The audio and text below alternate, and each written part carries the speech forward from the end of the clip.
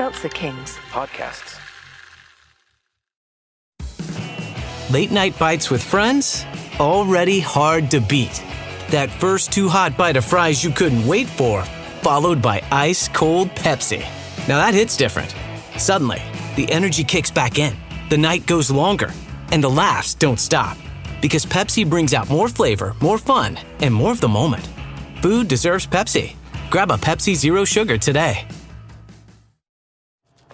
This clue is huge. In my mind, this blows this whole thing right open.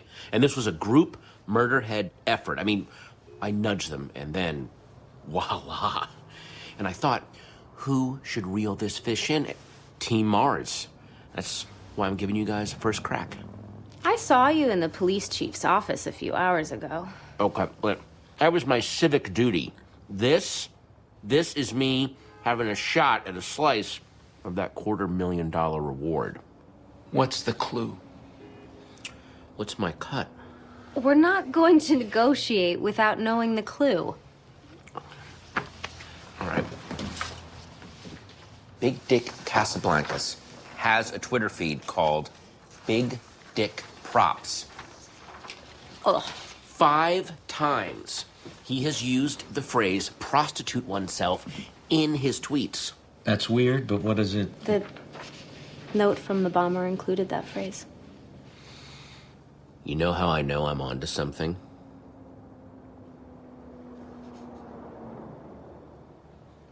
How? Because yesterday, I found a dead duck in my bed. That's them telling me to back off. Now, about that cut.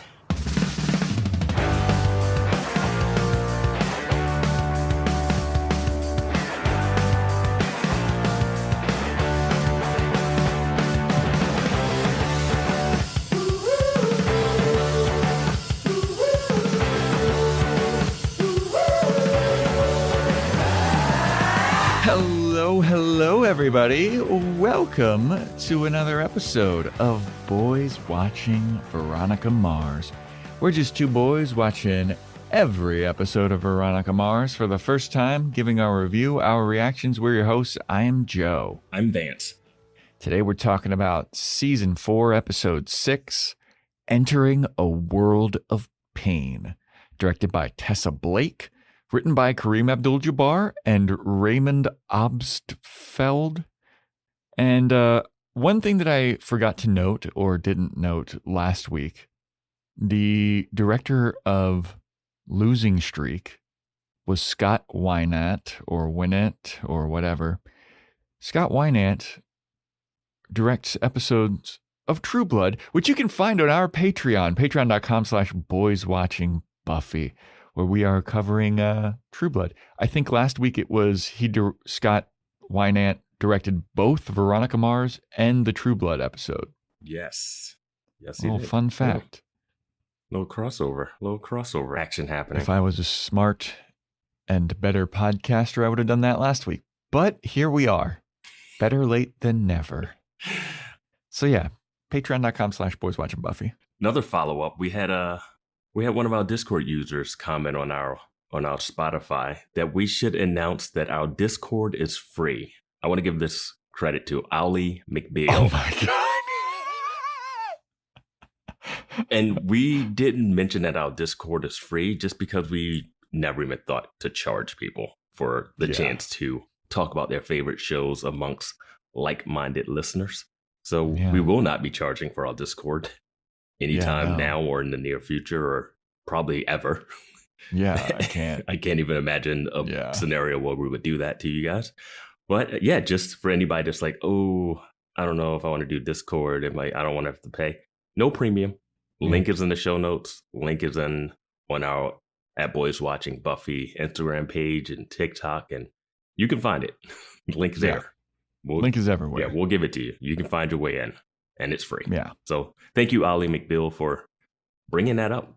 Yeah. That's something that never even crossed my mind. Yeah. Here we are fucking 3 or 4 shows in being like, oh yeah, it's free, by the way. Yeah, no, we always thought when we started, it was more about the technological hang up of like, oh, I got to get this app so I can talk and blah, blah, blah. But no, that's really, some people are like, I don't want to pay for it. And, Well, hopefully the people are still listening. And another follow-up from last week's episode, unless you have anything else to say, Joe. No.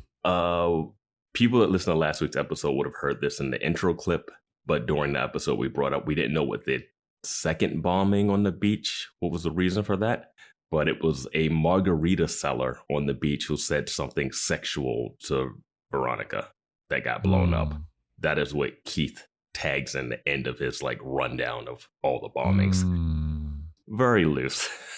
Okay. That's a very loose timing. Like, they all have something to do with Comrade Quacks. And the margarita seller said something to you offhandedly. I'm like, you got to blow up all of Neptune if someone says something sexual. Why is Juan Diego still alive? Right. He basically implied, like, just blow them all up. Yeah, blow up every man in the city of Neptune. Maybe some of the women, too. Absolutely. So, I've got the Solani cotton candy. I am cracking open. I am all monsters. That's all I have. And I got the classic white monster today. I said a long time ago, hey, maybe no more Alani for at least a little while. We're getting to that point, people. Might need some donations from the Amazon wish list. You're running for some Alani. You're running low on Alanis? My fucking girlfriend's stealing all of them. Wow. I don't think our listeners are trying to fuel your girlfriend with her caffeine addiction. I'm not either. That's why I said stealing. I turned my back for a second. This fucking girlfriend gets her grubby ass hands on my Alani. We'll call the cops on her. It's fine. We'll get you to a safe place. We'll get you to a safe place.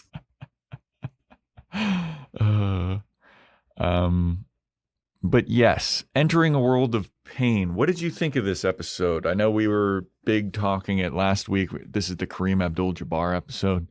I have thoughts on it. I watched it late last night. The thoughts will solidify more as we talk about this episode. But they're doing some stuff. I know last week we talked about, like, why do we not like Veronica Mars? But, like, if Batman is, like, this broken person, Spider-Man, all these other superheroes. You mean as a character? Yeah. Like, as an archetype. Mm-hmm. Like, it's not acceptable for Veronica Mars. And there could be a little bit of sexism at play at their just societal stuff. But this episode, man, Veronica's not looking good. It's weird when they make her self-aware. And this is true of people. People are self-aware of their problems a lot of the time and still continue to do them. But it's always interesting in a narrative show where you're choosing to have the character express that they're aware of it and then absolutely go against it. Yeah. Yeah, but we should talk about predictions before we get into this. Yes. I'm going to go with yours. Okay. You said that Nicole beats up Veronica. Damn. You said Logan forces V into therapy/couples therapy. That almost happened. I'm going to give you 90% on that. All right. You said Matty gets kidnapped. No. Oh. You said a mystery kidnapper too. You said that there would be a Lakers reference. I did not clock any. Yeah, no, there were none. And then you said that Clyde beats up Keith. No. I predicted that none of Joe's fight predictions would happen. I predicted that Nicole would gift Veronica a sap glove. That does not happen. We both, I believe, probably said there would be some follow-up to the Maloof hillbilly situation, which we get. Yeah. I mentioned that the FBI and Leo get involved. Yeah. Do they get involved? Maybe he's there. He's around. Yeah. I'll give that one to you. Okay. He's in the episode? He is in the episode. Both of them. And there's some stuff that they, I just remember this now. The stuff they're doing with Veronica here is it would fit in right with the True Blood we're doing. Because it's too soon. Yes. It's too soon. Yes, dude. And we saw the movie. Again, movie spoilers will be throughout this whole podcast. The movie's in the free feed. I know. Just some people, some people don't watch bonus stuff, don't do the recaps, No? All right. I just want them to know. Maybe they're saving the movie, for some reason. Yeah. Well, if they were smart like us, they would know they had to watch the movie before season 4. You had to watch the movie between episodes 6 and 7 of season 3 to understand. And all of Play It Again, Dick. And all of Play It Again, Vinnie. God, remember the Angel Buffy order? Oh my God, that was such a nightmare. Well, I think that they made it more of a nightmare than it really needed to be. It was small moments, but yeah. Yeah.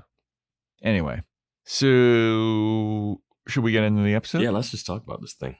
So Veronica's at her desk. She's listening in to the bug that she planted at Comrade Quack's, and she hears Nicole banging one of her bartenders. And she kind of admits to herself in her own inner monologue that she might need therapy. She gets a call. She also mentions that Logan might be right. Yeah, Logan might be right. Veronica might need therapy. Veronica gets a phone call from Renee, who is Matty's mom. Renee and the family, they left on a trip to go to Paris, but Matty somehow went unnoticed that she did not go on this vacation, which Keith lovingly refers to, she home aloned them. Yeah, she home aloned herself. How? Yeah. I mean, if Home Alone exists in this universe. Also, this is 2019? Also, Matty's a teenager. Airports are not what they used to be in the Home Alone era. Also, Renee has 2 kids. How does she not see that Matty's there? The premise of Home Alone. It's one row. Yes. The premise of Home Alone is that they have so many kids that they can't keep track of them. They had to take 2 separate vans. Yeah. It's Renee, the son, and Matty. Yeah. How does she lose track of that? What? And Matty doesn't want to go to Paris? Are you crazy? Right? But fuck this storyline. But another thing is, why does Matty's mom call Veronica of all people? Do they not know anyone else? They gotta find Matty because they're in Paris already. Okay. How the fuck? She's just home probably. Yeah, right? I don't know. But then Veronica hangs up on this lady after she asks Veronica to find Matty. Veronica tells Keith that Nicole sold her bar days after confronting Big Dick at the city council meeting, which is something we talked about. Yes. Then Keith kind of taunts Veronica for being like, "Oh, and I thought that you thought that Nicole couldn't be a suspect because why would she ruin her business? Oh, why would she care that she sold her business?" Yeah. I like when Keith gets one up on Veronica. I feel like every episode goes back and forth. Veronica's like, I don't think Percy was a bomber. And he's like, I don't know. And then next episode's like, I guess you were right. So Veronica goes to the hotel and immediately finds Matty at the Sea Sprite. Matty was doing a bunch of string art. And Veronica's like, yeah, your mom called me. She wanted me to find you. I knew exactly where you were. Then Matty's like, well, I've been doing some digging. Did you know that Big Dick Casablancas left his first wife to hook up with this Lakers girl Bimbo? Veronica's like, yes. He's like, and did you also know that Big Dick had a son that blew up a bus full of kids? And Veronica's like, yes. I lived through all of this. I was intimately involved in all of this. Which is something we brought up last week, too. We brought it up last week. It was like, it's no way Matty's not on the internet reading it. This would be public record. It's not even like you have to hack in. So at least credit to the show. Yes. They did do it. Yes. I do want to step back one beat and go last night when I listened to the new theme song. A long time ago, it started growing on me. Honestly, I skip the theme song every time now. I was still writing down a note or something about maybe Veronica making an Alexa joke for no reason. And then As the theme song ends, you hear like beach sounds, like the dinghy, like that little bell. Yeah. What is that bell from? It's like the thing that's out in the water. Yeah, I don't and know. Then the seagulls. And I was like, okay, that's a nice little touch. So I was like, all right. I feel like I just don't like how the intro credits look. I think I was not looking. I will say I was not really looking at it while I was watching. I was listening. And I will say tonally, it kind of fits with this season. Yeah, it does. Doesn't mean I like it. Mm-hmm. But I think that the intro credits, this is before AI was a thing, but like the intro credits are giving AI. Yeah. Like the way it looks. But anyway, Veronica says that, you know, the more that she investigates this stuff, the less and less she believes that Big Dick is doing the bombings. And it just doesn't look like that's the thing. And Matty's like, why? He's trying to buy up all the property. And Veronica's like, yeah, but I just don't think it's a thing anymore. And you need to call your mom, tell her you're safe. And here's a taser. The literal passing of the torch or taser. Why does she need a taser now? I don't know. Because she's home alone because her brother and stepmom or mom won't be there to protect her. What? Yeah. I just, they are trying so hard to make her Veronica Mars Jr. That's her protege. When she said that, I was like, when did this happen? You taught her how to take a picture once. That's her protege, man. So we go over to Patton Oswalt. He's getting a phone, what is it, a Teams meeting from Don. Don is meeting with the senator, so you were right. He is like a part of government. Mm-hmm. But Don is saying that Carol told him that they have a new theory about the prostitute themselves thing, and he wants to run. And he's like, if you ever have any new theories, Patton Oswalt, you better run them by me before going public with them. And he's like big time in Patton Oswalt because I'm guessing Don is the head of the murder heads. I thought it was Patton decided Oswalt. That he should run them through him. Like as a group, they decided that because I think Penn does need to run it by if he's putting the murder head stamp of approval on these accusations. He really does. Or he needs to break away from the murder heads. I think the murder heads are helpful though. They are kind of helpful. So and Carol's there. He's not going to leave that. True. Yeah. Do you think they had sex after the duck thing somewhere else? No. Poor Patton Oswalt. That was his one shot. One shot. One opportunity to fuck Carol from the murder heads. Yeah. She did it. She's a bomber. She did. So Leo's meeting with Veronica and they're talking about, you know, hey, can you tell me what you know about this bombing thing? And Leo's like, I really can't. But what I can tell you is that the FBI has us looking into some suspect. But this guy is racist. He's on the FBI. The FBI wants us to focus on him. I don't think he did it, but that's what the bosses want us to look into. And he's in Reno, Nevada now. So I got to go. Agent Woods comes in. He's like, hey, man, the racist guy's in Reno. Leo's like, all right, I got to go, Veronica. I'll just leave you here in my FBI office alone with files open. I'm going to go to Nevada and I'm leaving a coffee just on the desk just to get rotten and stinky. I'm sure it's loaded with cream. I'm mad at Leo right here. Yeah. Not because he left the paper on the desk for her to look at. Because he's like, oh, they're just a racist serial bomber. Yeah. Dude, can we stop both of them? Like, nah. He's like, oh, I don't think he's responsible for this, so let's let him go. Let's get the racist serial bomber. Sorry. Get him too. Yeah. Yeah. But he leaves. Veronica sees the case files. She's looking through them. She starts taking pictures of them all. Meanwhile, while this is happening, Patton Oswalt goes to Langdon's office. And he's like, hey, I have a clue for the bombing thing, especially now that there's this big $250,000 reward. I'm trying to figure some shit out here for y'all.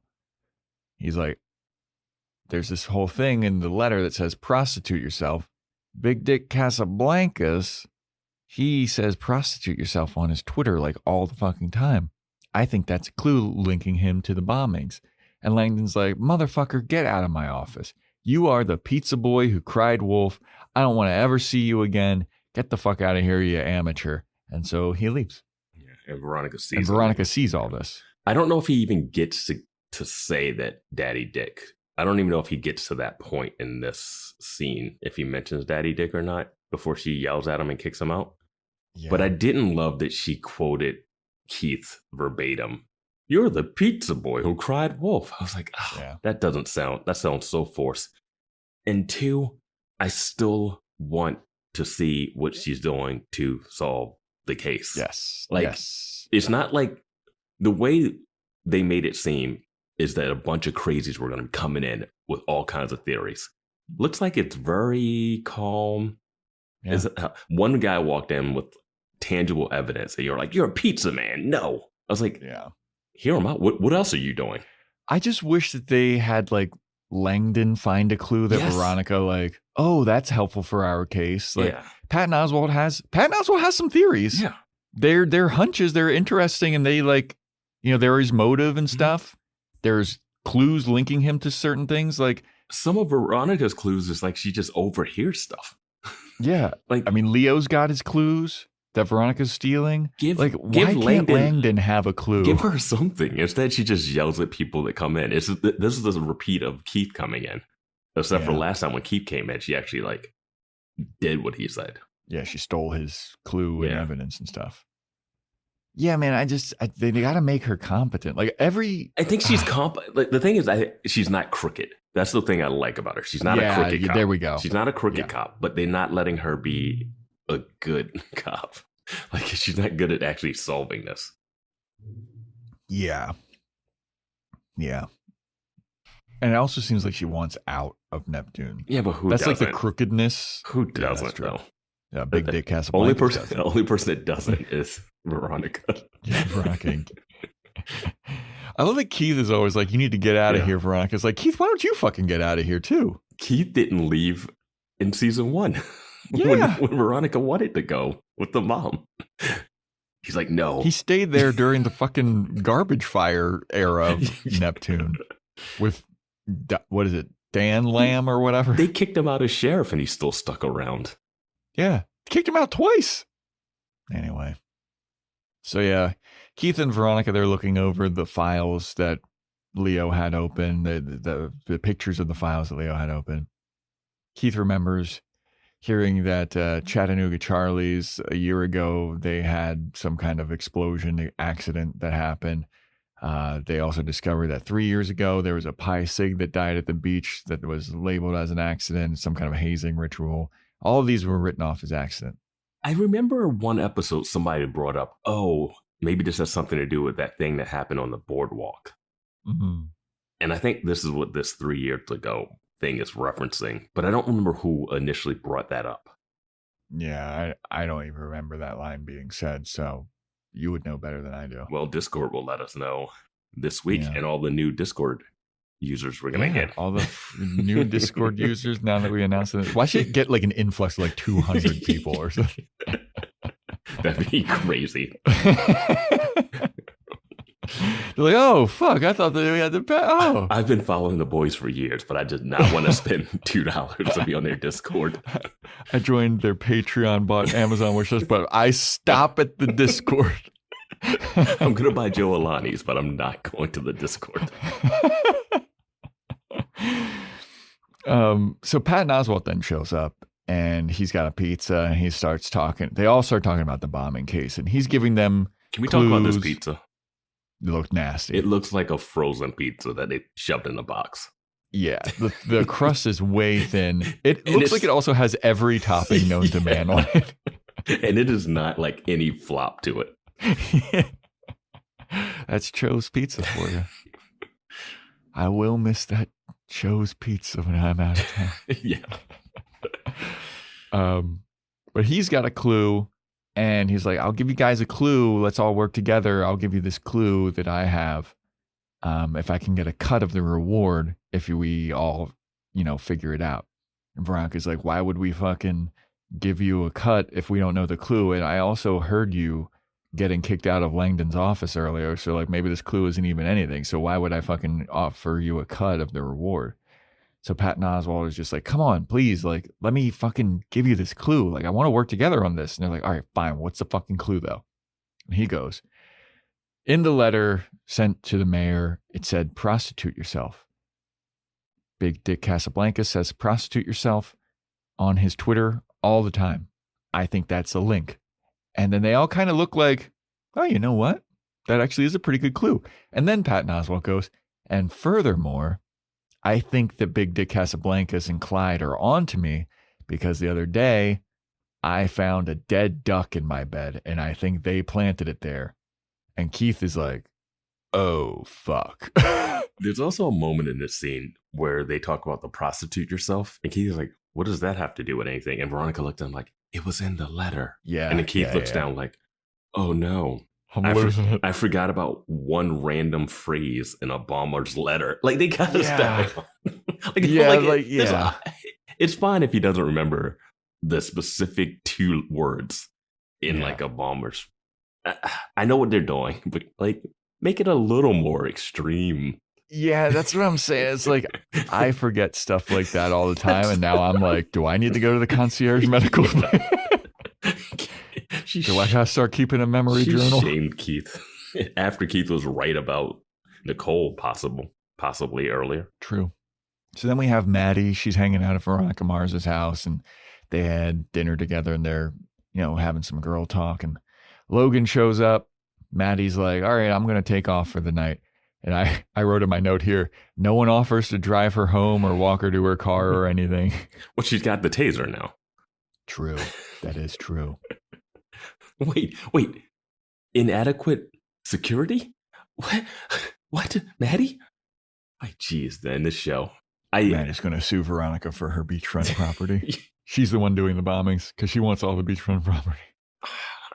I'm very worried where this Matty story is going to go. I will say this episode really put me in that worried phase. Well, Matty leaves. Logan tells Veronica that Vinnie thinks that Matty is the one who stole the missing ring. And Vinnie's going to investigate Matty. And then he tells Veronica that the Maloof mom is paying Vinnie $3,000 a day to find this ring. And Logan's buddy at his naval base has a lead on who is blackmailing Daniel Maloof. And Veronica's like, well, holy shit, dude. Like, you're really good at this private investigation stuff. And Logan's like, yeah, and I gave you all these clues. I gave you all this information. And I would just like one thing from you. Are you free tomorrow around 5? And she's like, why? What do you have in mind? And he's like, I want you to go to therapy with me. And Veronica's like, fucking God damn it, dude. Again with this therapy shit. Are you kidding me, bro? Then Logan's like, just throwing it out there. Think on it. I'm going to take a shower. And Veronica's like, I'm leaving. I'm going to a strip club to meet up with a buffoon. Now, this is the episode where Therapy Logan gets a little too passive. They're making him a little too, his whole personality change. Like I feel like early in the season, he still had Logan edge to him still, but he was more centered. This one, they're making him so like he's a Buddhist monk of peace. Like he's still in the process of working through stuff. Yeah. I was surprised he didn't come in and get super jealous of Matty. Like, what is Matty doing here? Are you hooking up with her? Also, they mentioned that Vinnie Van Lowe is getting paid $3,000 a day by Mama Maloof. Mm-hmm. It's like the show forgot that Mama Maloof was in Mars Investigations when they mentioned the rate for paying them. Like she knows how much they paid Keith. Mm-hmm. So why would she be paying Vinnie like 5 times or 3 times as much? She really wants that ring, man. But they use this as a plot point as leverage against Vinnie later. Well, I feel like they're villainizing Vinnie for getting his bag, which they did too. Yeah, that's how this is how the season started. Veronica was asked to change some batteries, and then she overcharged the lady. And then later, the Maloofs, she completely overcharged them. They got like 10 grand up front or something, or like 6 grand. I don't know why they're villainizing Vinnie. Like, he's getting paid. You're worth what you're able to get. Yes. Well, I don't understand why. We'll see later. They leverage this. Like, they're going to tell them that you're getting paid too much. But she already knows how much they pay Keith. Yeah. She would know double that. Why would she like be... It's like the show forgets that it already established its own stuff. Yeah. I don't know. I thought that was a weird thing. They're like, we're going to... It's a plot Vinny's point. getting paid $3,000 a day. It's like, yeah, you guys are idiots for not getting paid $3,000 a day too. She would never pay him $3,000 a day to get a 50 grand. Like, in a couple of days, it's not even going to be worth the money. Yeah. I don't know. It's a family heirloom. Back to the pharaohs or whatever Vinny said. So Veronica goes to the strip club, and that's where Vinny does his operations from. And Veronica said that if he doesn't play ball with her, she's going to issue a restraining order against him on behalf of Matty Ross. I think she says she is issuing it. Yeah. I didn't see any paperwork handed over or her go to the courthouse, but sure. Yeah. Then Logan texts Veronica, where are you? And she's about to text him back, but then she gets yelled at for having her phone out. You can't have your phone out in the strip club. You can't, dude. You can't. So, yeah, Veronica's yelling at Vinny for charging the Maloofs a lot of money. And Vinny's like, well, you can try and do this restraining order thing all you want. But I'm going to tell you, the reason why I am leaning on Matty is because I watched the news coverage from the day of the bombing. And I saw little Matty Ross in the background there walking around the crime scene, picking stuff up. That's why I think that she might be looking for that ring. She might be looking for something. This is suspicious. And then he gets a lap dance and Veronica leaves. Yeah, this is from episode 1 where we see Matty Ross just rooting through the rubble. Yeah. And then Keith says he's going to walk over and talk to her. I guess he could have seen if she picked up something and pocketed it. But also, did she like, I don't know, it's so strange. Like, was she looking for that ring? How would she know? Would the finger had come, would it not be still in her hand? When she got did she get blown to pieces? I forget what happened to us. I think her body was still intact. Yeah, because we saw her body. Like they have to identify the body, but there's no there's no ring on her finger, but the finger didn't come off. So it's like it just blew the ring off of her. I know. Credit to Vinny, though. That's a clue that he's investigating. Vinny's a bad guy, but a good PI. Yeah, that's a legit clue. Yeah. So then Keith is at Chattanooga Charlie's. Chattanooga Charlie is telling him about the accident that he had last year. One of his fucking big steam things blew up in a guy's face. His dude's name was Mike, and he died. And Chattanooga Charlie's leaving town, and the thing that he's going to miss most is his Cho's pizza. It's fucking so good, dude. It is. He is so casual talking about a friend getting blown up. Yeah, like his face blown off. And he's like, and then Mike died. It's like, oh, okay. Yeah. Cool. Is he the bomber now? Like, what's happening? I don't think so. He's too much of a down home good guy. Don't fall for the accents. Don't fall for the southern draw. No, Chattanooga Charlie. Chattanooga Charlie would never. The one thing I'm gonna miss is this beach town pizza from a Chinese restaurant. It's not a Chinese restaurant. Cho is just Asian. It's a pizza place. Cho just loves pizza. He loves American culture, Italian American culture. It's American. This pizza is the most American thing in the world. Yeah. So while Keith is doing that with Chattanooga Charlie, Veronica goes to the Pi Sigs and she's asking these people about bombing. She asked one guy, or the hazing thing where the guy died, and she asked them about that. Do you wish they would have had a moment of her stepping back on Hearst campus and just kind of being like, geez, taking it in? Just like, oh man, this is where I busted the Landry thing and the dean died and the serial rapist. Like, it's just like, I'm just going to walk into a frat. This is fine. Yeah. The first kid that she talks to, he doesn't want to talk to her about it. He's like, I don't want to talk to you about it. That was an accident. Nothing happened. Second kid's barely paying attention to her. He thinks it's a prank from the Lambdas or whatever, and he doesn't think that she's an actual PI. And then he basically tells her to leave him alone. He's like, my lawyer told me not to talk to anyone about this, so get the fuck out of my house. Wow, this feels exactly like the movie. When she interviews the people at the party about what happened years ago and no one wants to talk and the lawyer told him not to say anything. It's like straight lifted. So then she hears a garage band playing outside and she walks out there and she's like, hey, are you the third suspect? And the guy's like, yeah. Are you the third nice one? Goldilocks, I found. Third time's a charm. She's asking him about Patrick Hatcher. And then the other two guys that she questioned initially, they come out before this third nice guy could answer her question. They go, hey, we told you to get the hell out of here. Get the hell out of here, lady. This suspect is too hot. This suspect is too cold. This suspect is just right. That's exactly what it feels like, man. Yeah, man. Yeah. But then, yeah, Veronica gets kicked out. She leaves. So then we have Big Dick and Clyde. They're drinking at Casablanca's Realty, and Big Dick left a message on Clyde's little recording device. He's like, hey, set up a trust fund for PW's kid. And Clyde's like, motherfucker, don't leave me messages like this. It's going to tie us to Perry Walsh, who's the bomber. And Big Dick is like, what? I used initials. And Clyde's like, yeah, no one's going to be able to figure that. What are you, a fucking fourth grader? Yeah, especially when the trust fund goes to Perry Walsh's kid. Right?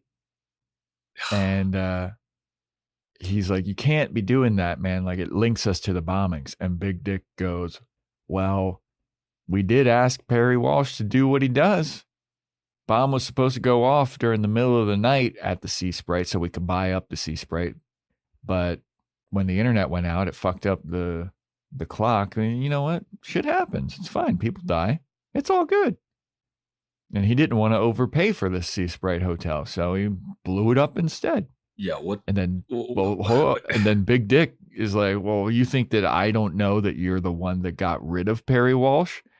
He says Clyde's the one who got rid of Perry Walsh now. So it's like, oh boy, they're both in cahoots with the bombings and the murder and all this shit. And then Clyde's like, what do you mean I did it? And it's like, you did do it though, didn't you? Because yeah.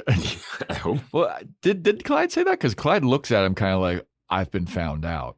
No, he had a look at. I think he did say like, oh, so you think I did it or something? He says it like that, but it has a slight like maybe I didn't, because it could have been Liam Fitzpatrick that took him out just so it didn't come back to his business, you know.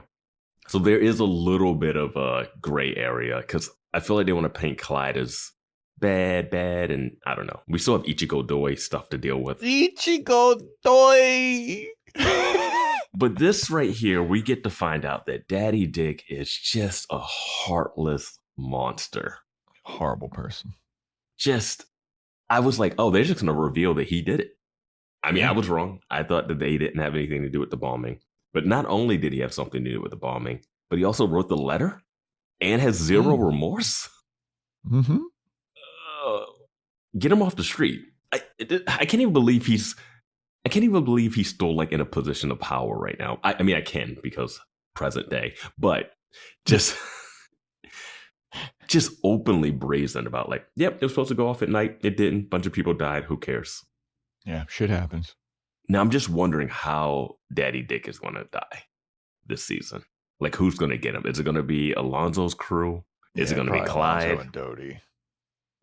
Could be Clyde, yeah. Like, I don't know, but he's done. Once he said this, I was like, oh, well, he's gone. Yeah, he's also kind of a buffoon. God, he's so... The Casablancas just don't need to exist. Yeah. But Keith then shows up at Casablanca's Realty. He's like, I want to meet with Dick. And they're like, do you have an appointment? And he's like, no. And then his secretary is like, hey, Keith Mars is here. And then Clyde and Dick look at each other like, oh, shit. Why did they focus on his assistant's name? Yeah, I don't know. It was like Jessica Stilts or something. Clark or something. And I was like, is that a reference to something? It has to, maybe it's a book thing. I have no idea. Because I was like, they really focus on like that. And then her face, and she had like a whole scene. I'm like, who's this for? Yeah. Maybe she plays into something a little She's bit the later. bomber. She's the prostitute who's prostituting herself or something. I don't know. I do love that now we potentially have 2 different bombers because the head bomb is definitely separate. Yeah. So now there's like 2 bombers. Like Daddy Dick and Clyde admitted to the Sea Sprite bombing, but like not the other ones. I don't know what they couldn't have blown up the margarita cellar to get the margarita stand on the beach because I think if you blow that up, it doesn't exist anymore. Yeah. And that bomb around Bryce's neck is way too advanced for them. I still don't know. So they're doing a Scream thing. I still don't know about the Coles bombing. That one I haven't figured out the point of yet. That was Leo. That was the racist serial bomber that Leo doesn't want to track down. Yeah, there you go, because he didn't like that Nicole was running Comrade Quacks. Anyway, so Keith shows up. They bring him in. Keith lays out his theory that how like they might be the killers and all this shit. Like he's like, I know that you guys aren't doing this, but I just gotta ask. He's like, you guys do the bombings? And they're like, no. And Keith's like, all right, cool. Also, here's some other questions. What are these shell corporation names? What do they mean anything to you guys? And Big Dick is about to be like, I've never heard of it. But Clyde jumps in. He's like, oh, yeah, those are all subsidiaries of Casablanca's Realty.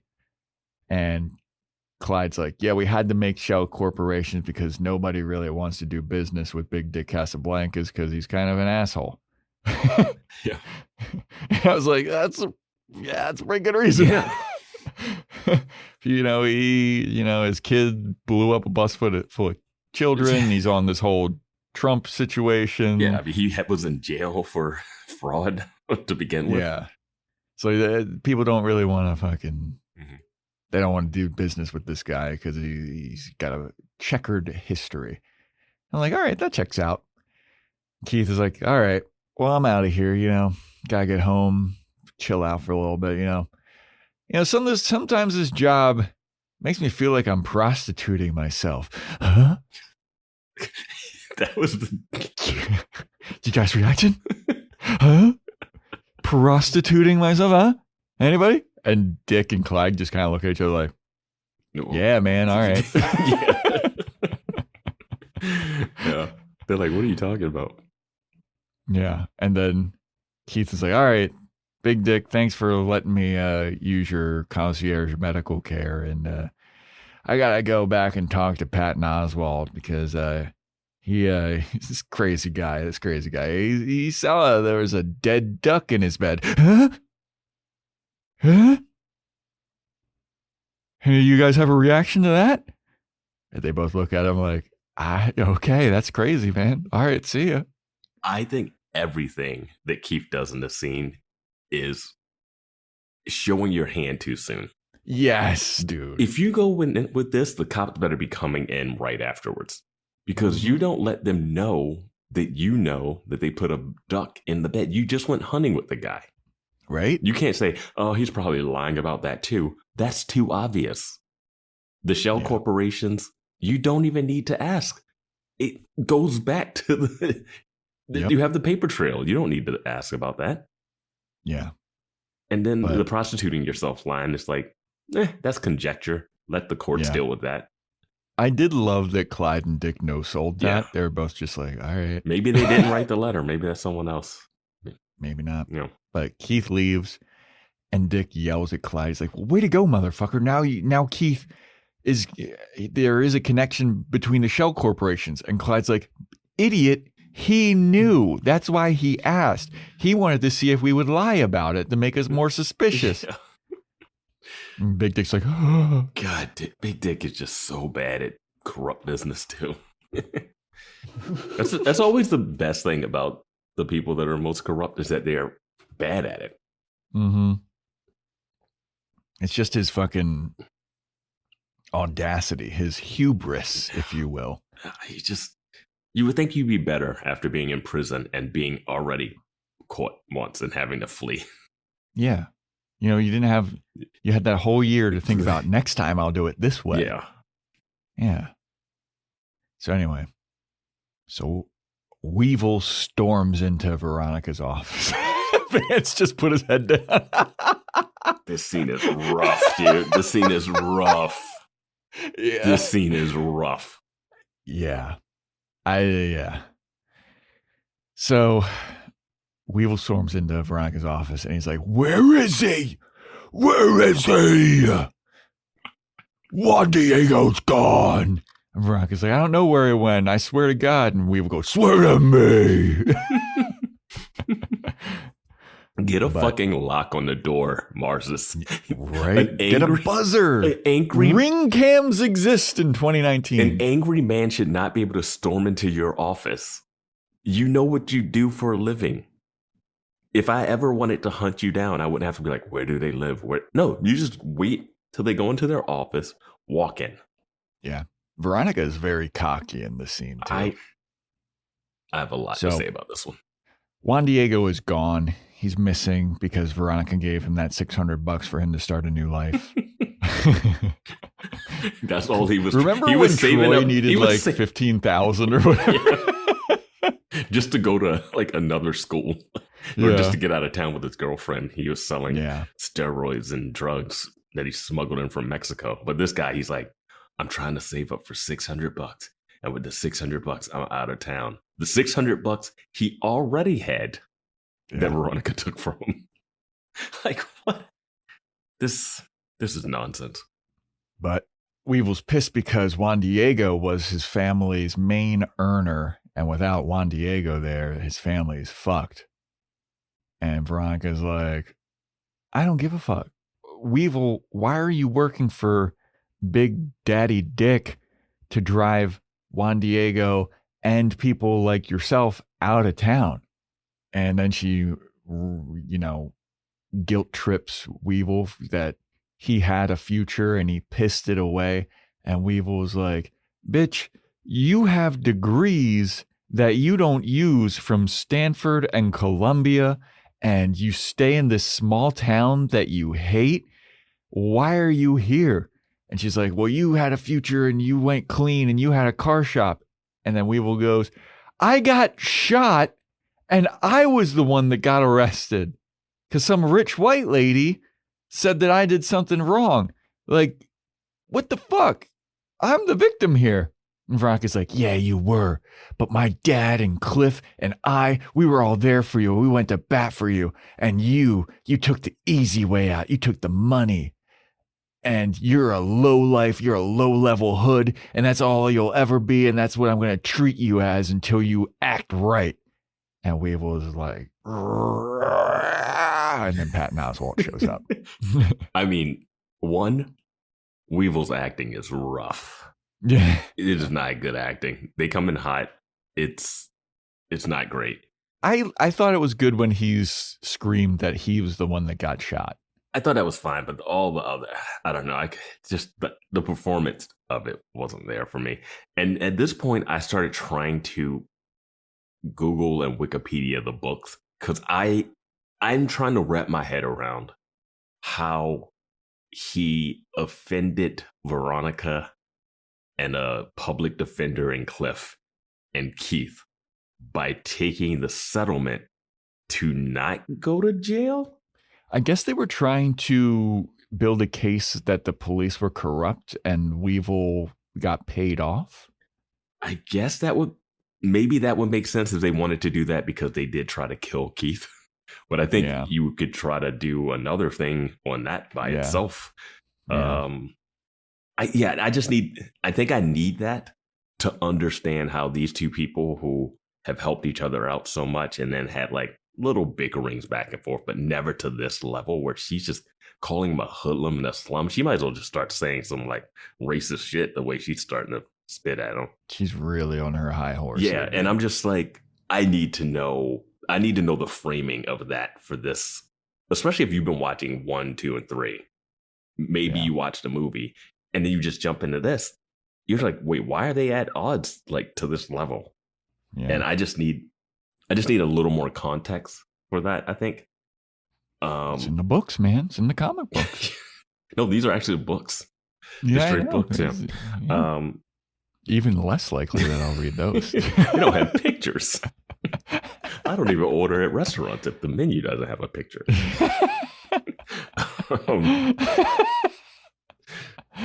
But yeah, so, and he's like, you shouldn't be here either, blah, blah, blah, which has been the whole arc from. Yeah, it's the theme of this episode. Is like, why are you It's the still theme here? of the season, the movie, Yeah. all of that. They got an addiction. Yeah. But then Penn walks in. Yeah, he shows up, Weevil leaves. Veronica thinks that Dick and Clyde were responsible for the duck in Patton Oswalt's bed. And Patton Oswalt's like, why? And she's like, maybe because you publicly accused them of murder. And Patton Oswalt's like, oh yeah, you know what, that checks out. But Veronica's like, Dick and Clyde, they didn't flinch with the prostitute themselves line that when my dad said it. And Patton Oswalt's like, okay. And Patton Oswalt's like, well, let me help. I've got stake in this now. I got 5% stake in this. Crazy Veronica's cut. like, A crazy low cut. Oh, yeah, very low cut for this 5%? guy. You're doing all the legwork and you're not even getting 10, 20? I mean, what's 5% of 250,000 though? Why do they get 95% of it? It's not even it's not a 60-40, 70-30, 80-20 split. Yeah, he'd be getting $12,500. No, it's not nothing, but man, a 5% cut? Yeah, got to negotiate better, Penn. Yeah. Veronica's like, all right, you want to help? How about how are the murder heads at doing like background checks on people? And Patton Oswalt's like, that's one of the things we fucking specialize in, my dude. I should have asked you guys to do computer stuff for those 2, 3, 4 episodes we needed a computer guy.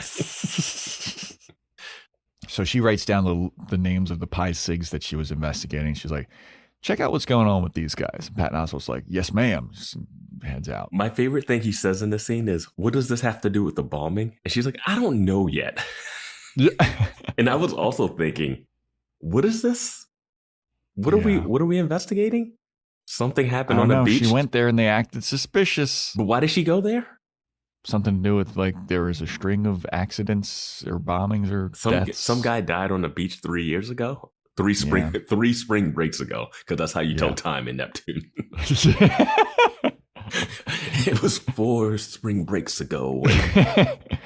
Well, I remember when I was a child, many spring breaks ago. Why, it must have been 40 spring breaks ago at this point. And I haven't seen my wife ever since. This is the ghost story. Yeah. The spring break of 1976 will go down in infamy. I just love, she's like, I don't even know what this has to do with the bombing, but we're already getting rid of, we already told people that Big Dick had to do with one bombing, so we need another thing to happen. Like, all right.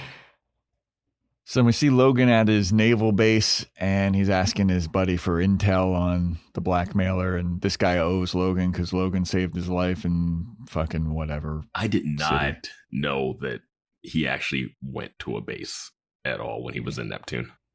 Right. And he definitely slept with this guy.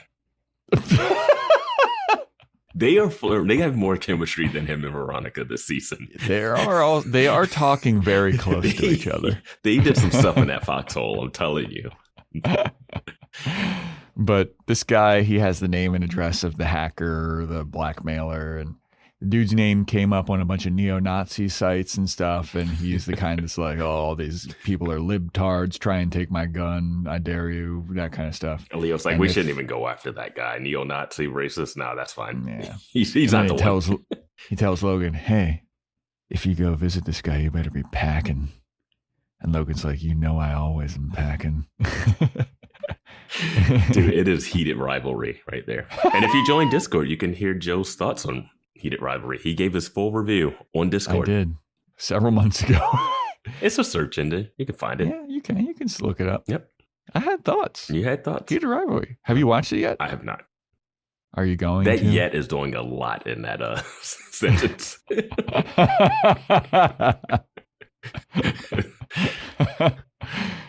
a good show. They got a sequel coming out, or another season. 2 different good actors, I think. Yeah. I mean, they have, there's a bunch of books. Yeah. In the Heated Rivalry cinematic universe. I love when these shows come out and then you find out these are books that you've never seen anyone, I've never heard of anyone reading, but they're like, oh, I love those books. And you're like, what? Dude, there's a big crazy world out there, Vance. There's YouTubers that have millions of subscribers that I'm like, I've never heard of that person in my entire life. They're like, oh, he has 10 million followers.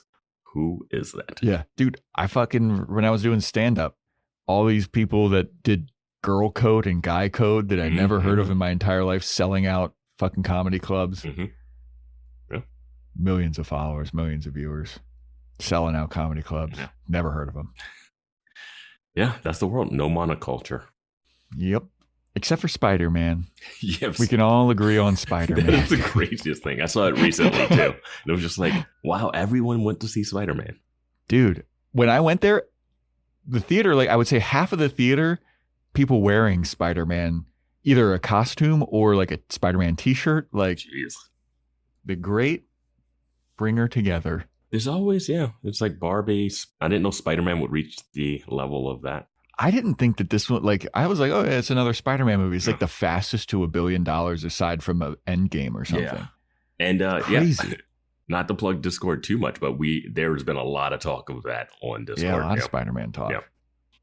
In our free Discord. Discord. God, now we need to put a price on it. God damn it. Yeah, we've been 5%. leaving money on the table. 5%. I love that Veronica and Keith are mad that Vinny's taking $3,000, but they're not going to give Patton Oswalt any more money. Right? They're ripping him off. They're ripping off 5%. They really are. That's this poor guy. They know he's a pizza delivery guy too. Yeah. The perfect lunch combo.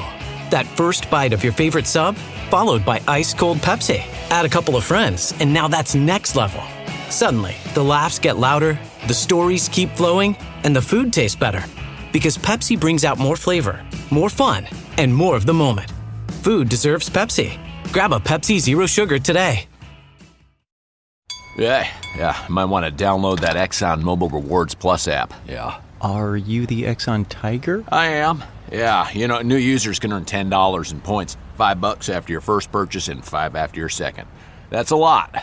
That's a whole lot. It is. Well, hey, you get on that download, buddy. I will. Loading. Download the Exxon Mobile Rewards Plus app and join today. Exxon. Trust the Tiger. For details, visit ExxonOffer.com. So Logan shows up at this blackmailer's house and he's got his naval uniform on because he knows that this guy's all horny for America. And they see on his lawn that he's got a sign that says like trespassers will be shot and all this stuff. Logan knocks on the door. It's some old guy and it's like, hey, are you Barton Netterfield or whatever? And he's like, yeah. And he goes, I would say middle-aged. It's some old guy. You said it like you were like 15.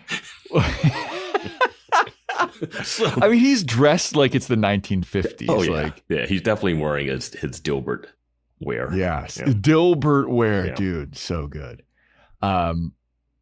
But Logan's like, I just tracked a suspicious IP address to this address. And the guy's like, God damn it, Junior. So Logan meets up with this teenage son. Who has his own little, like, information. Like, how many screens did he have back He's got a fucking Lucius Fox from Batman The Dark Knight set up in his room. He's the Spider-Man's friend, the guy on the computer. Yeah, Ned. Yeah.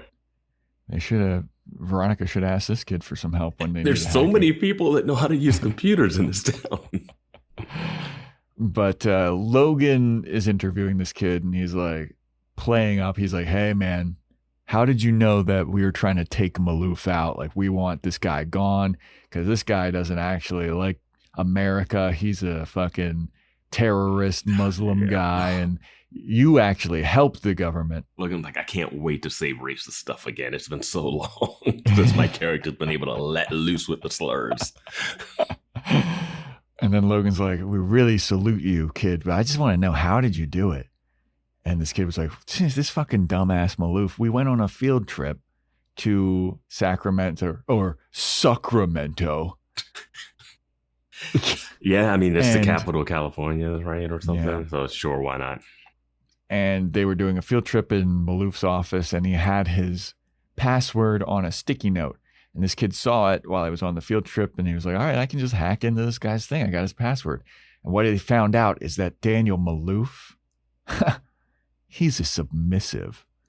Yeah, you know Anastasia Steele? He's on that type shit.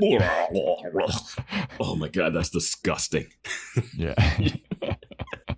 And the kid's like, yeah, this guy, he can't even do anything. He can't even touch himself, and he can't move unless a lady takes off his glove and gives him permission. And then he starts jerking it. And then he's like, and I got videos of him jerking his shit, and I've been owning him ever since. And he's like, high five, right, Logan? And Logan switches up on him real fast. Mm-hmm. Yeah. He's like, hey, how about I threaten you with 10 years of prison time because what you're doing is illegal, and you need to erase all those recordings, and you're a fucking piece of shit, kid, and we're done here. And the kid's like, oh, you're defending Daniel Maloof? You think he's clean? Then tell me why he just transferred a bunch of Bitcoin to killers for this drug cartel. And Logan looks like, Couple things. Very surprised they accept Bitcoin or cryptocurrency at all. Honestly, I'm surprised they know what that is. I mean, it's 2019. I just don't know how. I just don't feel like they're trafficking in cryptocurrency in this Mexican cartel. Yeah. Honestly, if somebody offered me Bitcoin, I'd be like, I don't know how it works. Yeah. I mean, if I was I'm sure I would immediately just turn around and sell it as soon as I got it to turn it into real cash. Yeah. I'm not even playing with the fickleness of it. But what happens after he gives this information to Logan? Because the scene cuts, but does this kid go, oh, okay, well, keep doing what you're doing. Yeah. We salute you for your service. Like, this kid has figured out a clue that Langdon has not figured out. No one else seems to figure out.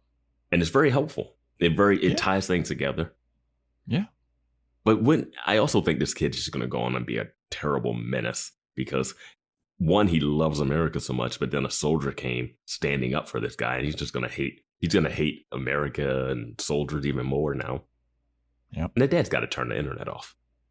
Like, this guy has a headquarters in his room. Can't just turn the internet off. Turn it off. Unplug it. We're going back to the 1950s, which is how I fucking am dressed. Yeah. He works at a desk with no computer, that dad. Yeah. He's madmenning it up. He's got a typewriter. I mean, he had his thick rimmed glasses, Buddy Holly style. Yeah, they wanted us to think that was him, and then it was like the kid, and you're like, okay.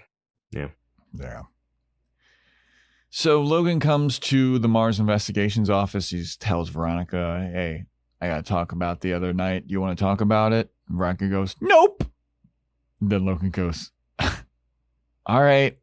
Well, anyway, I found all these clues. I was like, Logan, just leave her, dude. Logan, no, he has to finish the season of Harlots. He's in it together with her. They got to finish it. But he tells Veronica, hey, Maloof paid these 2 cartel hitmen. I visited the blackmailer. He paid these 2 cartel hitmen in Bitcoin. And he took the pictures of these 2 cartel hitmen from the kid. Beautifully printed. Yeah. like headshot level photography, photo prints. Yeah.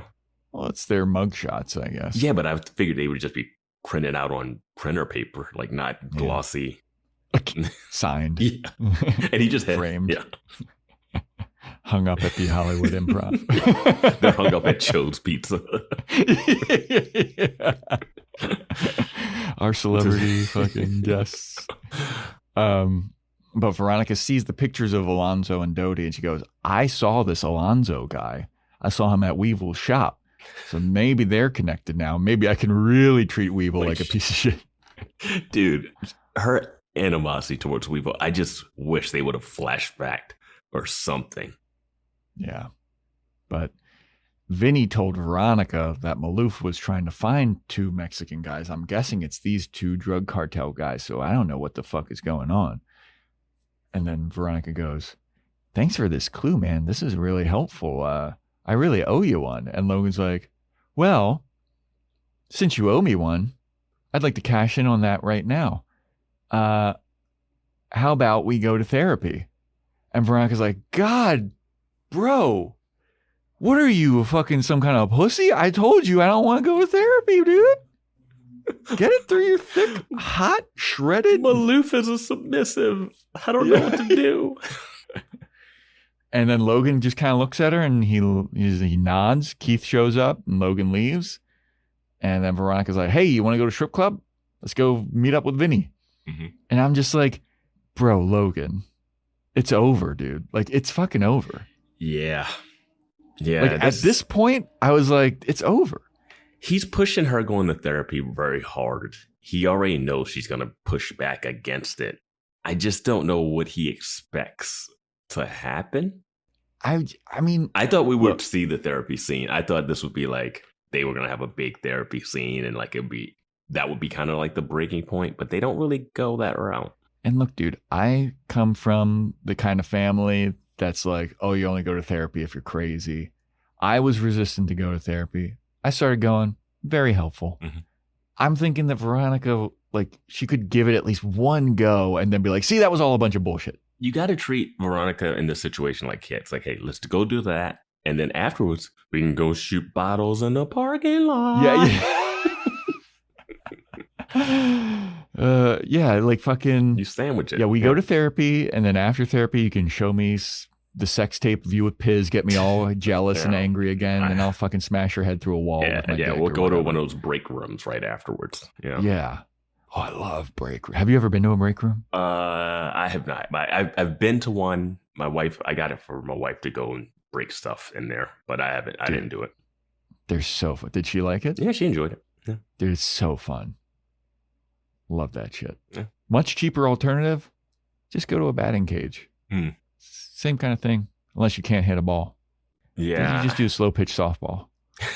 You just go outside, throw a ball up in the air, and keep hitting it. But you got to get it. Nothing is the sound of glass breaking is kind of what you want. Plates breaking. It's nice. Stomping on a TV. Yeah. Yeah. So Logan is hanging out with the Maloofs. Daniel Maloof and Alex are there, and they're talking about, Paul Ryan zipping up his dick at the urinal or something. And Logan gets a phone call. While Logan's on the phone, the Maloof mom shows up. She's like, oh, the shopping here is bad. She's got a bunch of bags. And I'm like, oh, why do you got a bunch of bags? Logan hangs up the phone. He's like, hey, I got to go. I've been called back to active duty, and I need to leave immediately. I will find you a replacement, Daniel Maloof, for your security guard thing. And I got to go. And Daniel Maloof is like, oh, thank you so much for all of your help, man. Like, you're super, super awesome. We really liked you. And Logan's about to leave, and the mom starts talking in Arabic. She goes, man, I'm going to miss looking at that hot young piece of ass in this apartment, though. And then this is where Logan reveals that he's been able to speak Arabic this whole time. He turns back and goes, I'll try to stay in shape for you for the next time I'm around. And they all look stunned, and they're like, oh, fuck, he's been able to speak Arabic this whole time, and it led to absolutely nothing? A couple things about this scene for me. One, the mom saying that to her sons is weird. Yeah. Two, she was out shopping by herself. Yeah. No security needed for her. Are they not after her and him? Just him. Just him. Three, why are they still at the Neptune Grand, and why have they not gone back to Sacramento? They have no reason to still be living in a hotel. They're not. One, it's not even a hotel that's like, we're hiding out here because people are after us. The people that are after you live in Neptune. You just paid 2 hitmen to kill some people here. Get the fuck out of town. You're paying Vinnie. Vinnie can call you if he finds the ring. There is no reason. The only reason the son's there was because of spring break. I don't want to spend spring break with no fingers with my mom and my brother. Hey, man. Hang loose. Yeah. And also, they react surprised that Logan, an active duty naval officer, can just get called up. They're like, whoa, they call you up and you just have to go? He's a freaking congressman. Do you not know how this works? You're part of this. Alex Maloof is like, man, that's a pretty shitty way to live life. And Logan's like, shitty part's telling my girlfriend, but I'm like, jeez. I got no respect. I got no respect. You got no respect around here. Tell that to the old ball and chain, you know what I'm saying? And I don't know if the phone call happens like, hey, we need you right away. I feel like there's a little bit of time. Yeah, I feel like, hey, tomorrow at 0800 hours. Yeah, I feel like there's a little bit of a heads up, but it's, I don't know. I just don't know why they're still at the Grand. It makes no sense why they're hanging out here. Go back to Sacramento. That was kind of my thing. And during this scene, I was like, why are they still here? She's shopping and complaining. I'm like, what are you doing? Yeah, she's like, the shopping here is terrible. And she's got like 9 bags. Like, I was like, Alex Maloof, this is the most valid criticism that you could ever. He's like, why do you have all these bags? They don't live in Neptune. They don't have a house in Neptune. Like, what are they? I don't know. No idea. But Logan leaves and then he picks up his phone to call Veronica. But Veronica's at the strip club. No phones allowed. Yeah. Yeah. So Veronica and Keith are meeting up with Vinnie and they're saying like, hey, if you tell us about these Mexican dudes that you were paid to look for, we won't fucking file a complaint against you for the Better Business Private Investigator Bureau, and we won't tell the Maloof mom that you're overcharging her.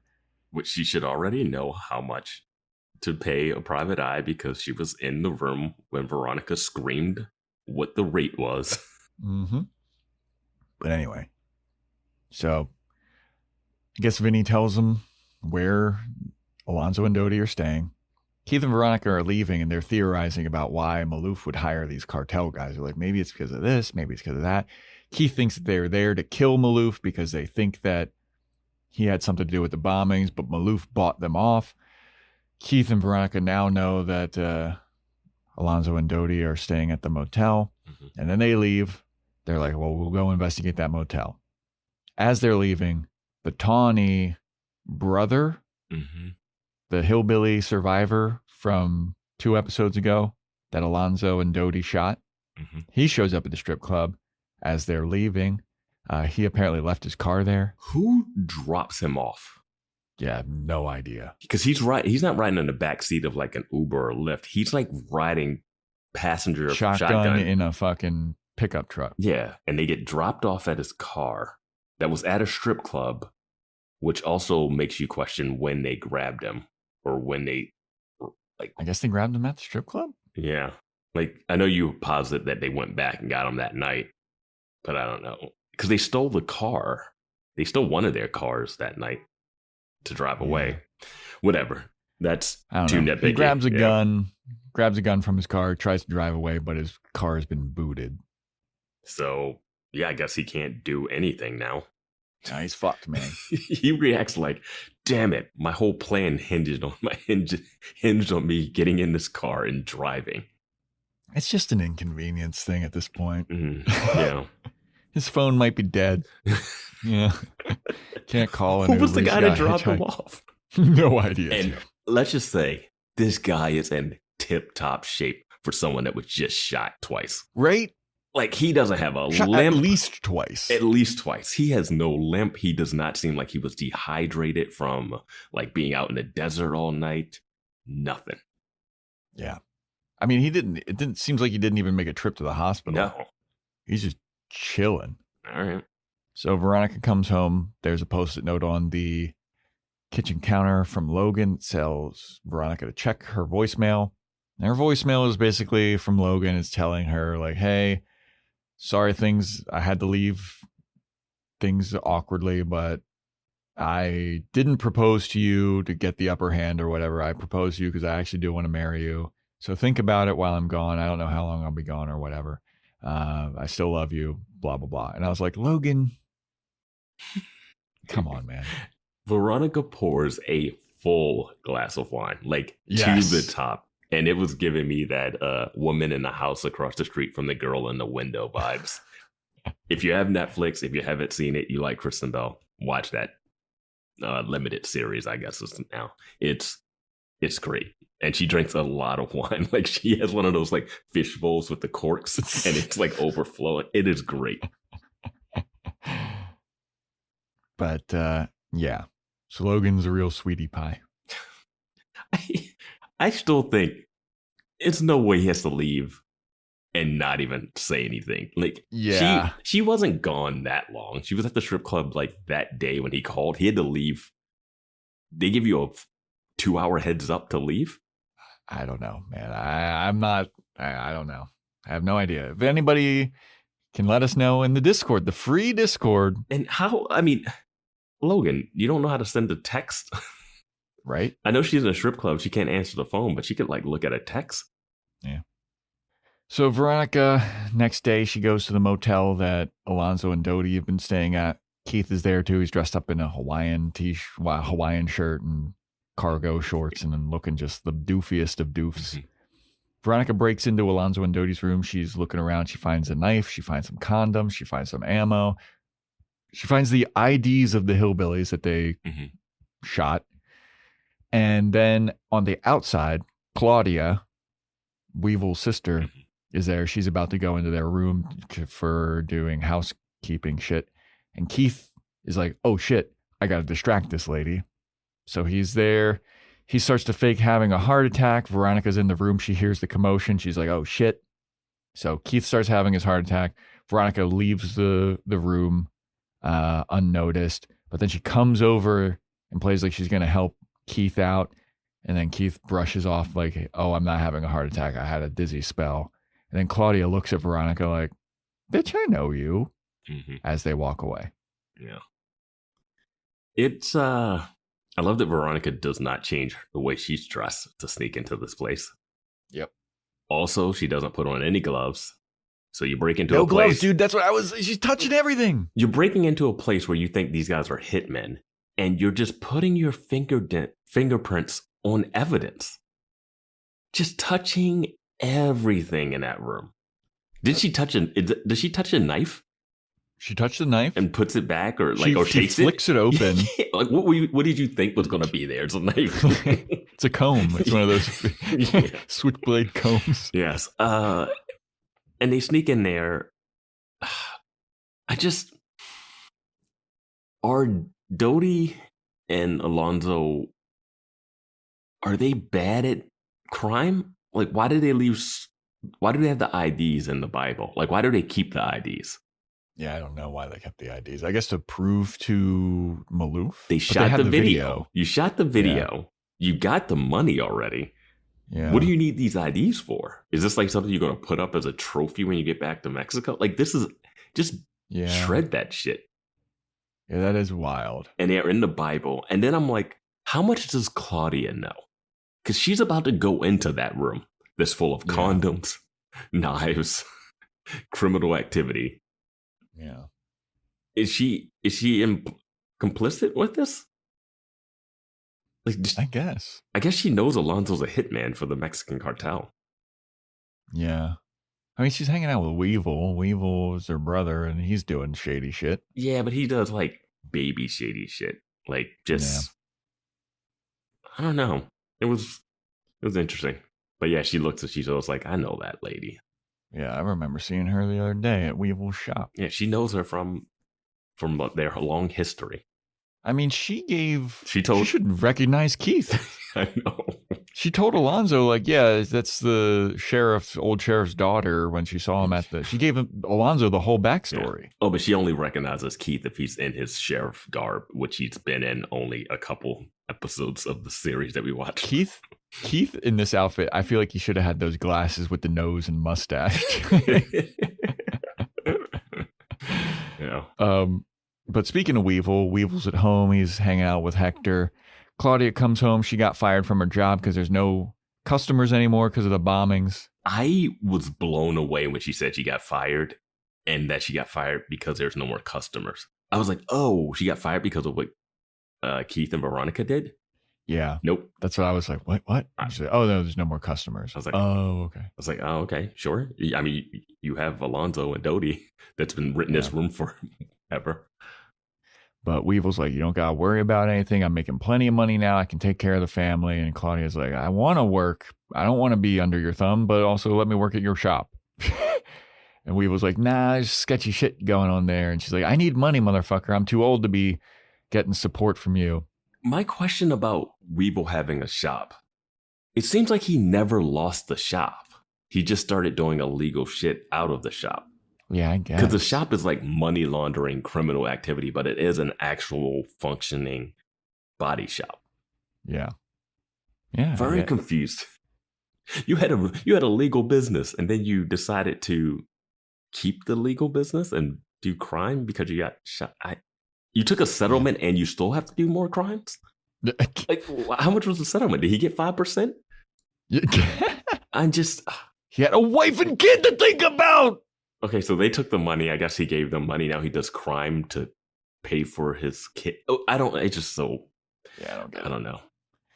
But Alonzo shows up and everyone's like, hey, what's up, Alonzo? And Claudia, she tells Weevil, hey, I saw your blonde girlfriend at the motel today. And Weevil's like, who the fuck are you talking about? She's like, Veronica Mars.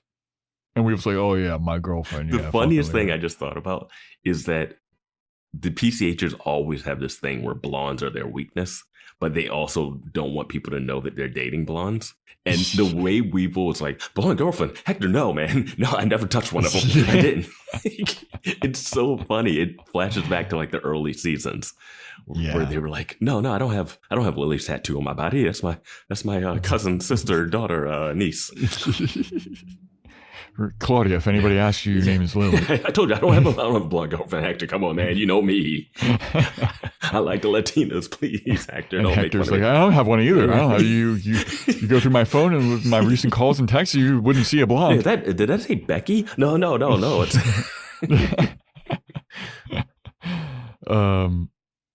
and then so Weevil's like, so what did you see Veronica doing? And then Claudia's like, I think she was snooping around Alonzo's room. The way she says this is weird.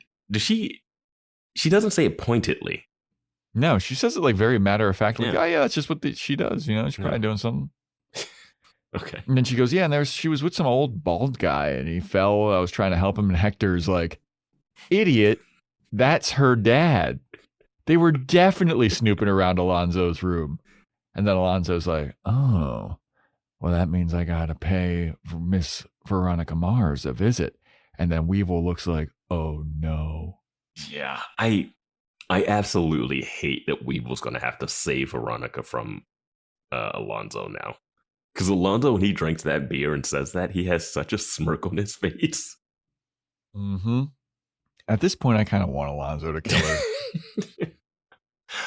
But you know he's going to go attack her. Weevil's going to rescue her, and they're going to be like kind of friends again. They're going to do a little head nod of acknowledgement, a namaste head nod. They're like, yeah, we've done this for years. Like, why do we still need to be angry with each other? Yeah. So, yeah, Weevil looks all concerned. Veronica's at Comrade Quack's. She's trying to hang out with Nicole. She's sharing her frustrations about Logan. Logan's gone again, and she didn't even get to say goodbye, and they start drinking some tequila shots. Veronica doesn't know when she'll see Logan again, and she's talking shit about his therapy stuff, and he wants me to go to therapy, but Veronica's like, I might be afraid because I think I might be the problem in our relationship. It's like, you think? I like she could say this, and if Logan showed back up, she's like, I'm not going to therapy again. Yeah. Like at the beginning of this episode, she's like, maybe Logan's right. Maybe I should go to therapy. Logan's like, hey, you want to go to therapy? She's like, no. And then Logan leaves, and she's like, maybe I should go to therapy. I'm definitely the problem. No, the thing that blew my mind here is that we just had a scene with Weevil's sister saying that she got fired because people were leaving town because of all the businesses being bad. Meanwhile, we're at Comrade Quack's. One of the businesses that got blown up. They blew up a bathroom at this business, but this business is booming again. It's full of people. And not only that, most of the time we saw Nicole, she was bartending. She is now drinking at her establishment and partying at her establishment that is thriving. Conga line. You can't have a scene where a lady gets fired because there's nobody there, but then cut to this. And I just... But Veronica is deep in her feels about like, I might be the problem in my relationship. I might need to go to therapy. And then Leo shows up and Veronica's all batting her eyes at Leo. And I was like, fuck you, dude. First, they made it seem like Logan was crazy for thinking that he should be jealous of Veronica's long lunch. And then this happens. Yes. He just left that night. Yes. He like a couple hours ago. Like she polished off that giant glass of wine. And then she just came out to party. And she's already like, I'm moving on. Yeah. I mean, Nicole knows Leo because Leo was interviewing her about the bomb in her toilet. Leo also admits that he purposely left out the folders for Veronica to see to investigate Chattanooga Charlie's. Yeah. And Leo also had planted a tracker in Veronica's bag. Yeah. Credit to... And Veronica's like, oh, how dare you? But I'm also so fucking wet from that. It didn't fall out when I took my purse upside down and shook it out to get the phone. But credit to the show. We did bring up, why is the FBI not questioning this bombing? And apparently off screen they did. Yeah. But then they all start like, hey, let's just drink. Let's have a party. They start dancing and partying. I wrote in my notes, Logan would be pissed to see this. This is the second party scene that we've seen them have at Nicole's in 6 episodes. Yep. They took E the last time. Yeah. Like they're doing conga lines. There's parts where they're like, both of them are like cuddled up on Leo. Yeah. And we see Nicole look over it and see this too. Like, they're getting close. Dude, Veronica's dancing up close with him, grabbing his tie, and like they're kind of like grinding on each other. I was like, what the fuck, Veronica? Yeah, that's the Congo line, and we got the Billie Eilish Bad Guy song playing. Yeah. This is a wild. Like, her boyfriend just left, and she's there like, I might be the problem. I really love Logan, but I need to work on myself. And then Leo shows up, and she's like, oh, here's an escape. Also, aren't you there to find out whether or not Nicole is involved? No, that's the only person that she can share her frustrations with at this point. It's something. But I have no idea how this place that just got exploded is fully open and functional. Yeah. But yeah, after they're done partying and drinking, Leo and Veronica are walking along the bike path. They're both drunk. They're talking about the Big Lebowski. And Leo walks Veronica up to her door. And Veronica's like, oh, what a gentleman. He's like, yeah, this is full service FBI business. And then they like have a moment. They were gonna bang. They were about to fucking smooch, dude. And I was about to throw a fit for Logan Eccles. Can I just say, I made fun of Logan for doing the Piz reference before when Leo came in, but this is exactly what she did immediately when Piz broke up with her. Yeah. Piz broke up with her. Her dad got in a car accident and she had sex with Logan that night. Like, there was no transition. There was no like, dude, this fucking sucks. It was like, oh, okay, Logan, you're up. Logan has not been gone. Like, he's still on the plane to wherever he's going. And she's already making eyes with Leo. Yeah, man. This was low. A low moment for Veronica Mars. I mean, you gotta build, I don't know. But it's not like Leo's a better option for what she is either, because Leo's gonna leave. Yeah. He doesn't live in it. He doesn't live in Neptune. Yeah. I was like, this is wild, man. And the whole time I was thinking about that thing we were talking about last week. We're like, why do we think Batman is like, why do we excuse Batman's behavior? Why do we excuse like Spider-Man's behavior or whatever? And then I was just like, this is hard to defend. You can't do a love triangle. Like, you could have the weird love triangle back and forth Duncan and Logan stuff, like in high school. But he's not even a day into his 180-day leave, 90-day leave. It's not like it's the second month and she's like been hanging out with him and they got closer. It's the same day, a couple hours. And she did reference that she met up with Leo for like a sexual assault case in the Neptune Grand. That was in the book. When I was like looking through books, that's like one of the cases. Okay. And it's like, dude, another one at this hotel? Like, Jesus, burn this place down. That's why they had to remodel it, make it all gold and opulent. Yeah.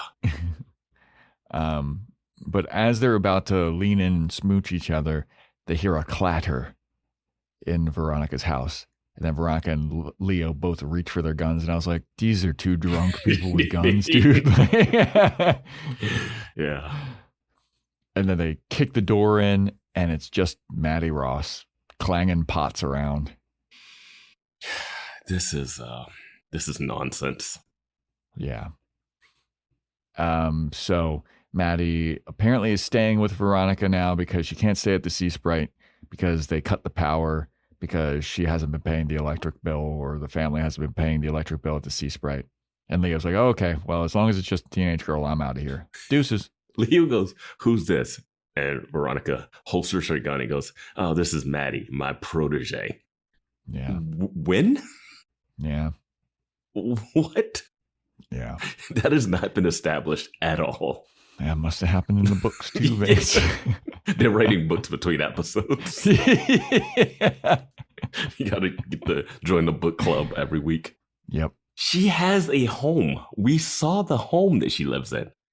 They did not establish that the house that they lived in was like that far outside of Neptune. Why when the Sea Sprite goes down, would you go to Veronica's house, break in a house that she has a dog too, which I guess doesn't care when a stranger's in the house. Yeah, ponies chill. She has a house that she can go to, and she has a car. She has a car and a house. I do not understand why she has to live with Veronica. People aren't after her.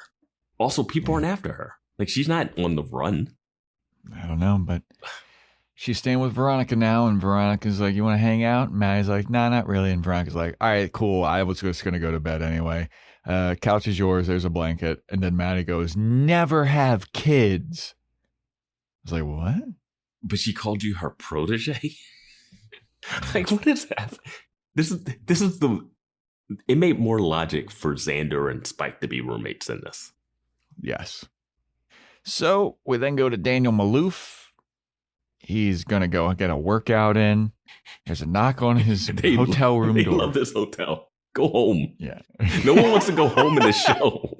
They all have homes. They all have homes. I was sitting here thinking, like, how miserable it would be to be in a hotel room with your family for this long. Yeah. Like, the mom and the brother are always bickering. Daniel's always bickering. Like, if Alex Maloof is in the hospital and he's like there, I get why you're staying at the hotel so you can be close and visit. There is no reason. Yeah. They get a knock at the door, though. And Daniel's like, who is it? And it is Logan Echol's security guard replacement. He's been hired and recommended highly by Logan Echol's. It's Clarence Weedman. He's the new bodyguard for Daniel Maloof. What is going on in these books? Because it makes zero sense that this will be the call that Logan would make. It makes zero sense. Clarence Weedman, last we saw in season 3, was working with Jake Kane as head of the fucking Illuminati or whatever. Yeah, I can't even remember the name of what that... The castle. The castle. So that's the last we saw of him. And he was like tasked with kind of like taking Veronica out. Well, he was like, maybe we don't kill Veronica. Like, that's the only thing he said. Now, this is not a guy, I would think, that Logan would call. We saw him go to a military base full of people. None of those guys want to make some freelance money? Guess not. His next person in line to call is Clarence Weedman? I'm glad that Clarence Weedman's back. He's got aura. He's got aura, but I don't understand. But now my last memory of him is that he's a part of Duncan Kane, who's a part of this group that really hates the main character. And I don't understand why the boyfriend, wannabe fiance of the main character, would call this guy. This is the guy that killed his dad. He killed Aaron Eccles. Oh, yeah, he did. In that hotel. Yeah. This show is just, it's crazy. It's no way that this is the guy you call. Yeah. But it is the guy he called. If someone else would have called it, I'd buy it. But I don't buy Logan's calling this guy unless something happened in the book that I don't know about. Yeah. They went to therapy together, Clarence and Logan. He was like, well, Veronica's not going. I just might as well bring someone else. It's a 2-for-1 deal. But Maloof comes outside and he's like, hey, what's up? And Clarence Weedman's like, yeah, Logan Eccles hired me. I'll be your new bodyguard. And Maloof is like, oh, dude, you know what? You don't even need to worry about that. Because the threat, it's kind of been, and Weedman's like, been neutralized. And Maloof is like, that's not the word that I was going to say. It's like, it's just like, it's taken care of. We're all good here. What did Logan tell him? Dude, I don't know. Did Logan call him? I was so confused when he reacted to that neutralized line. Yeah. I was also like, damn, jump to conclusion much. Fucking Clarence Weedman. But Maloof is like, yeah, man, we're all good. We don't need a bodyguard. We're safe. And then just as he's saying this, the tawny brother gets off the elevator and he goes like, well, looky here.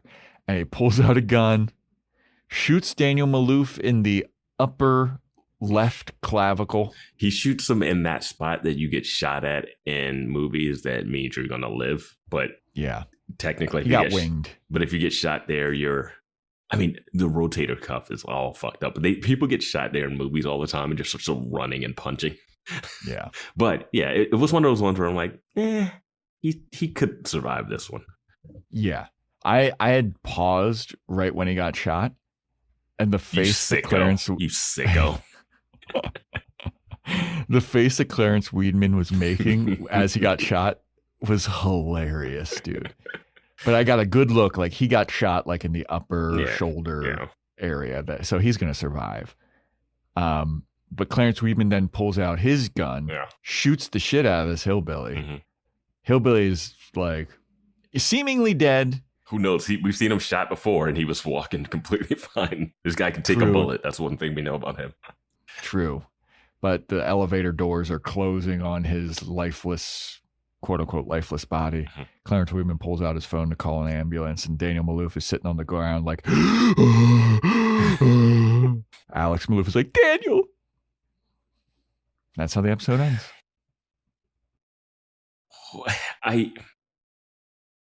I still can't get over Clarence Weedman being there. I can't either, but I'm happy he's there. I'm happy he's there. What'd you think about Kareem Abdul-Jabbar's contribution to Veronica Mars? I don't know what he contributed. I have so many, people will say they're nitpicky, but it's just these leaps and bounds and just stuff that is, I don't know, that bumps you along the way, like the $3,000 being a plot point when I'm like, that doesn't make any sense. She should know that. Why is Matty living with Veronica now? Why are they still at this hotel? Wait, is Logan, a big thing that we haven't really fully talked about is Logan done for the series? No, he's got to be coming back. They say he goes on 180-day missions. She also says that one time it was only a couple days that he was gone. Okay, so it's just going to come back with some head of some dictator and then drop its bags back off and see how. No, it's going to be like Veronica's going to be in some kind of sticky, dangerous situation, and Logan's going to kick down the door and fucking save the day. And I hope he comes back and finds Veronica making out with Weevil. Weevil. Not even Leo? No, let's just, because think about it. Weevil's acting the way that Veronica likes her boyfriend to act. You know what? Good point.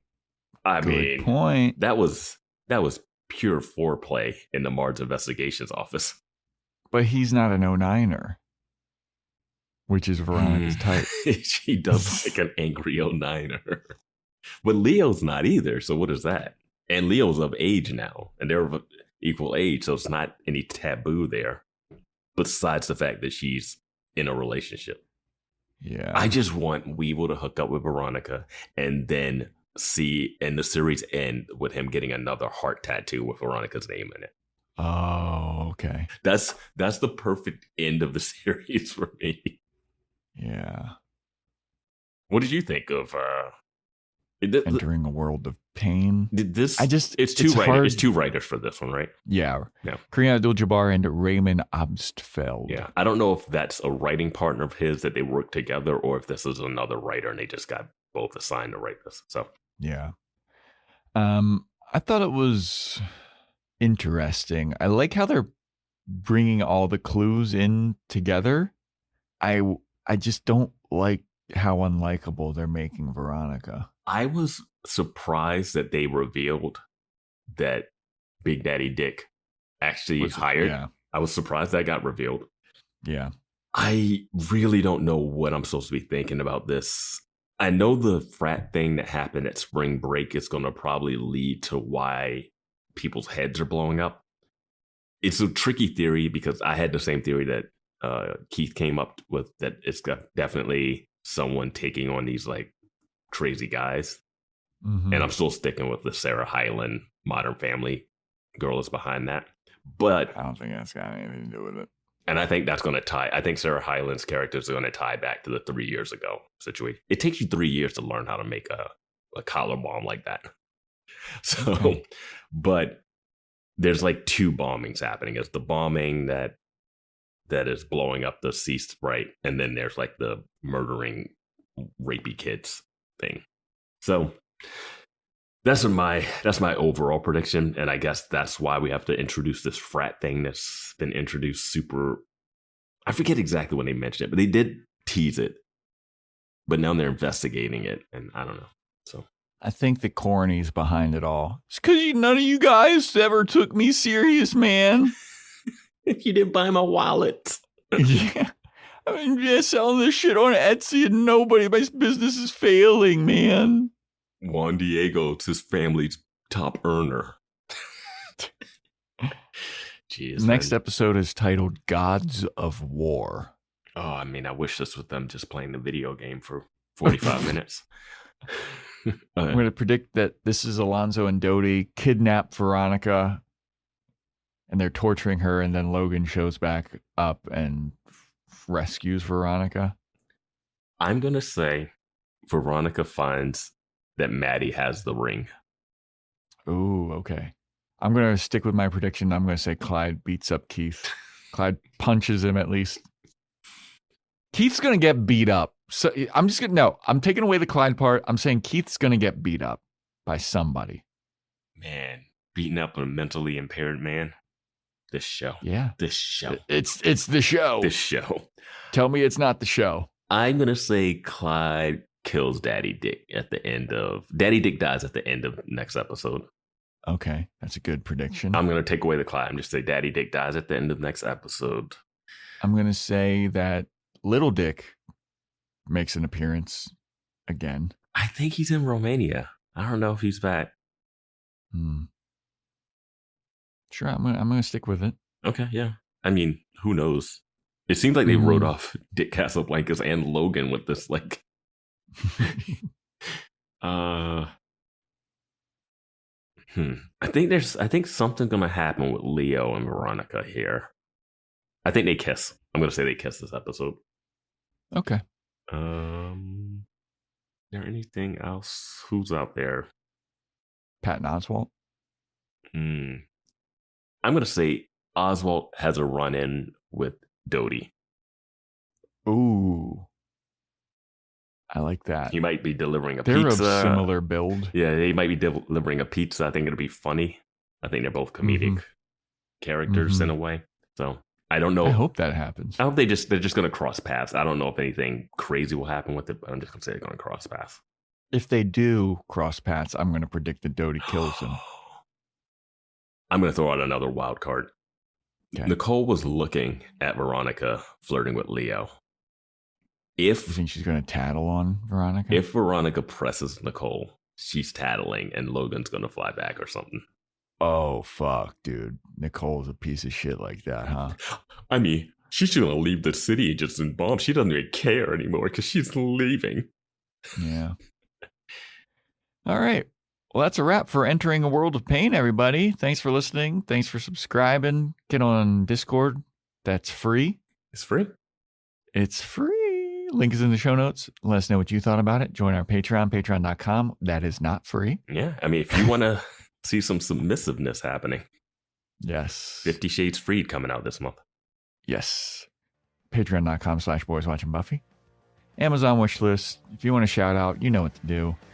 And stay tuned next time for when we talk about Gods of War.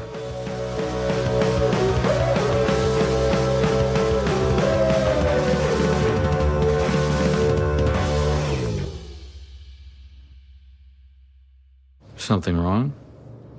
Nothing a strip club can't fix. This episode is brought to you by ChatGPT.